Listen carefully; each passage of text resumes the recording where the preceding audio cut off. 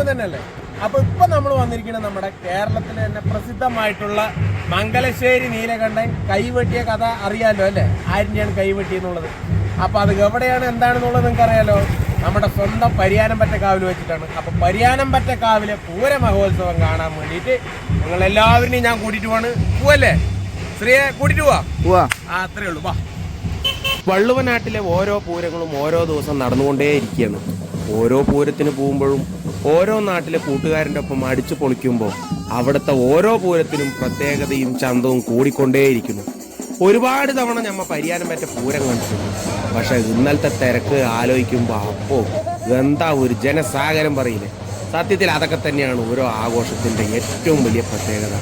പിന്നെ വേറൊന്നുണ്ട്, ഓരോ നാട്ടുംപുറത്തെയും അല്ലെങ്കിൽ ഓരോ ഗ്രാമീണ സൗന്ദര്യത്തിൻ്റെയും അഴക് എന്താണെന്ന് കാണണമെങ്കിൽ ആ നാട്ടിലെ ഉത്സവത്തിൽ നമ്മളൊന്ന് പങ്കെടുക്കണം. വെറുതെ പറയല്ലാട്ടോളി.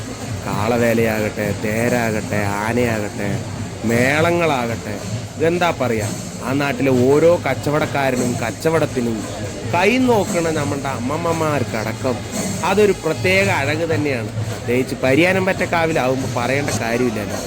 എന്തായാലും മേളത്തിൻ്റെയും ആനയുടെയും കുടമാറ്റത്തിൻ്റെയും കൊടയുടെയും എല്ലാ ഭംഗിയും അറിഞ്ഞ് ആസ്വദിച്ച് ഓരോ നാട്ടിലെ ഉത്സവങ്ങളും ആഘോഷിക്കുമ്പോൾ അത് വല്ലാത്തൊരു ചന്തം.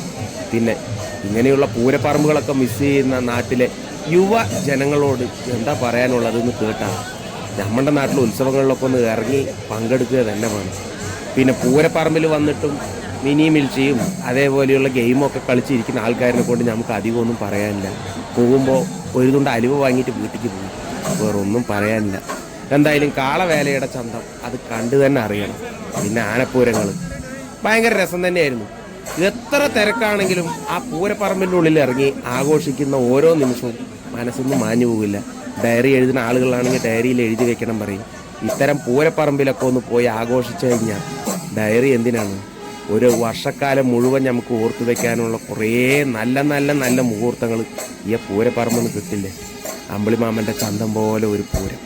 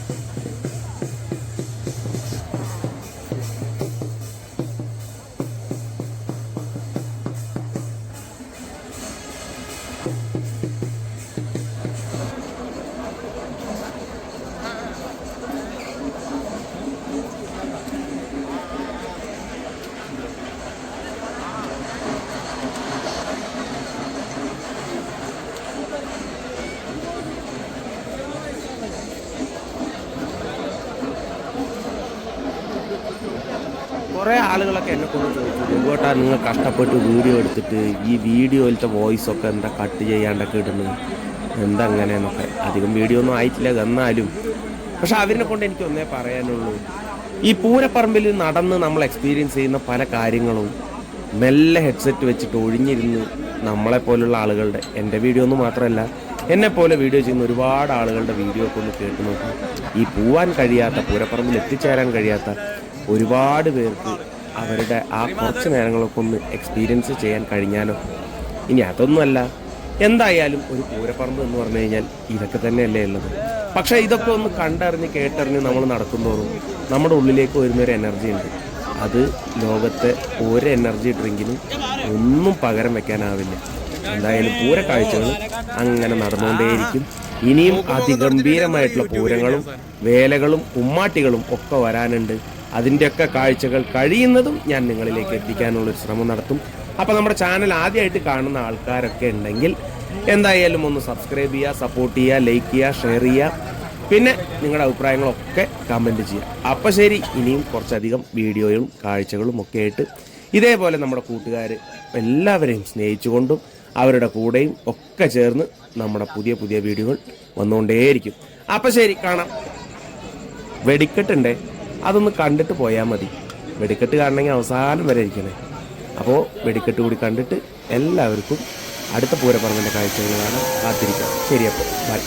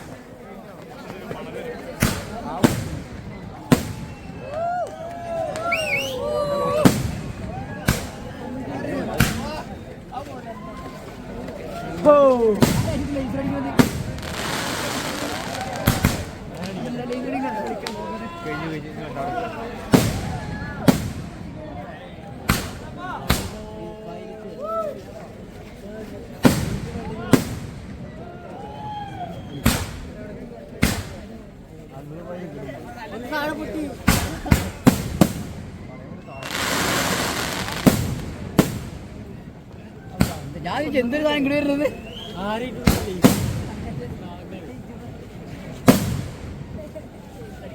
ഞാനിങ്ങനെ പൊക്കിക്കൊണ്ടോ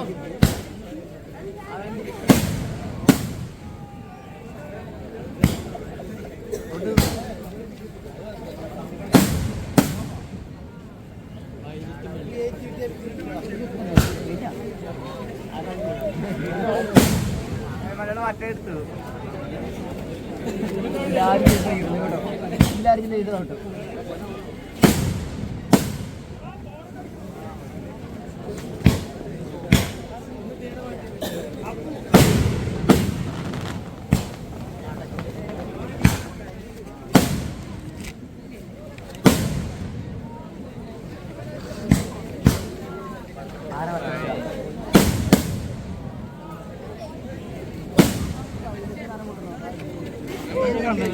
കണ്ടോ